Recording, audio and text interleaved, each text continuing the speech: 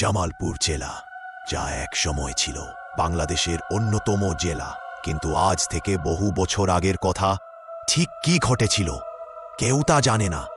শুধু জানা যায়, এক রাতের মধ্যে জামালপুর জেলার সব মানুষগুলো উধাও হয়ে যায়। জামালপুরের প্রতিটি ঘর, প্রতিটি রাস্তা, প্রতিটি কাজের জায়গা ফাঁকা হয়ে গেল। শহরের সব বড় বড় দালান, সরকারি অফিস, হাসপাতাল সব দাঁড়িয়ে আছে সেই ভয়ঙ্কর রাতের সাক্ষী হয়ে। জামালপুর জেলার বিস্তীর্ণ এলাকায় এখন আর মানুষের রাজত্ব চলে না। এখানে এখন চলে শুধু বন্যপ্রাণীর শাসন। জামালপুরের জায়গাগুলো আর আগের মতো নেই। যেখানে আনাচে কানাচে দেখা যেত হাজারো মানুষের ভিড়, সেখানে আজ মানুষের কোনো অস্তিত্বই নেই। কিন্তু আজও মানুষের মুখে শোনা যায়, রাতের বেলায় নাকি জামালপুর জেলায় শোনা যায় হাজারো মানুষের আর্তনাদ।